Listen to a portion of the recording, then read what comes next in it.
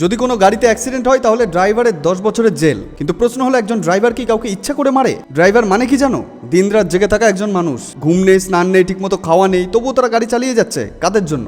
আমাদের জন্য। যে মানুষটা মাসে 15-20 হাজার টাকা রোজগার করে, সে মানুষটা কি করে 10 লাখ টাকা দেবে? আর কোনো ড্রাইভারের কাছে যদি 10 লাখ টাকা থাকতো, সে আর নিশ্চয়ই ড্রাইভারই করতো না। এটা আইন না, এটা ভয় দেখানো। এভাবে চাপ দিলে কি হবে জানো?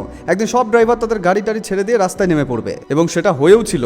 রাস্তা ফাঁকা হয়ে যাবে, বাজারও ফাঁকা হয়ে যাবে, সবজি আসবে না, দুধ আসবে না, অ্যাম্বুলেন্স চলবে না, বাস ট্রাক চলবে না, স্কুল বন্ধ, অফিস বন্ধ, পুরো দেশটাই থেমে যাবে। এই দেশটা চাকায় ঘোড়ায় ড্রাইভাররা, তারা অপরাধী নয়, তারা আমাদের জীবন চালায়। হ্যাঁ, এর একটা আইন অবশ্যই থাকা উচিত, কিন্তু আইনটা এমন হওয়া উচিত না যে গরিব মানুষের ঘাড় ভেঙে যায়। দুর্ঘটনা আর অপরাধ এক জিনিস না। হ্যাঁ, ইচ্ছা করে করলে শাস্তি হোক, কিন্তু একটা ভুলের জন্য জীবন শেষ করে দেওয়াটা অন্যায়। বিএনএস এর 106 ধারায় বলা হয়েছিল 10 বছরের জেল এবং 7 লাখ টাকা ফাইন হতে পারে। তারপরে এই নিয়মের প্রতিবাদে সারা দেশের ট্রাক ও বাস চালকেরা ধর্মঘট করেন। 10 বছরের জেল আর 7 লাখ টাকার ভয় আপাতত নেই, কারণ সরকার এই আইনটিকে হোল্ডে রেখেছেন। শেষে একটা কথাই বলবো, ড্রাইভাররা অপরাধী নয়, তারা এই দেশের চাকা ঘোরায়। তাদের সম্মান দিন, তাদের বুঝুন। জয় হিন্দ, বন্দে মাতরম।